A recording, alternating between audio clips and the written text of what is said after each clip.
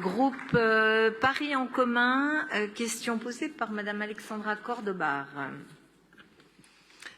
Madame la maire, Monsieur le préfet, mes chers collègues, dimanche dernier, les Parisiennes et Parisiens inscrits sur les listes électorales étaient invités à voter pour ou contre la création d'un tarif spécifique pour le stationnement des voitures individuelles lourdes, encombrantes et polluantes, dans l'un des 222 bureaux de vote déployés pour l'occasion. Alors 78 121 Parisiens se sont exprimés et le résultat est clair, 54,55% d'entre eux ont voté pour la création d'un tarif spécifique.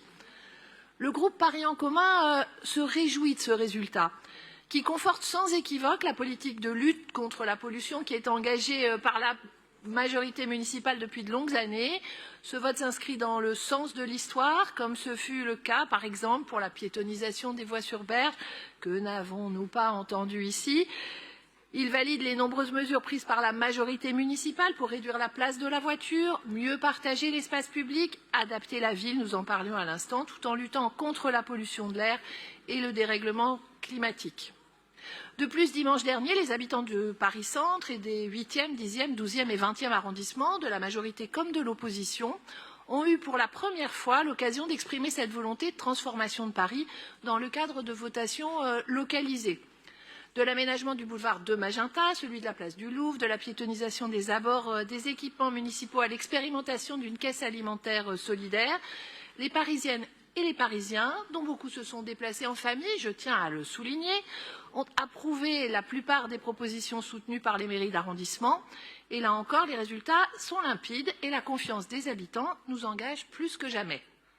Le taux de participation sur ces questions localisées, similaire à la question parisienne, montre l'appétit des Parisiens à l'exercice démocratique, y compris sur des problématiques du quotidien, mais aussi leur attachement de l'échelon de l'arrondissement pour conduire les politiques publiques. On en a parlé, on en reparlera. Ce que vous avez souhaité faire, Madame la maire, c'est bien de faire circuler la parole. Alors certains s'interrogent sur le coût de la démocratie. Moi, je voudrais qu'on s'interroge sur le coût de l'absence de démocratie, le coût de la centralisation frénétique, le coût démocratique de voir un seul homme décider de tout, partout et tout le temps. Madame la maire, l'exercice de la votation citoyenne constitue un lien supplémentaire étroit noué entre les élus et les administrés et une volonté de la majorité de faire confiance à l'expertise d'usage des habitants. Mon groupe se réjouit de cette démarche, il la trouve innovante, il souhaite qu'elle se poursuive et qu'elle trouve sa place progressivement comme un rendez-vous démocratique incontournable à Paris. Madame la maire, à la suite des votations citoyennes du week-end dernier, le groupe Paris en commun souhaiterait désormais connaître les modalités de leur mise en œuvre et les suites qui leur seront réservées.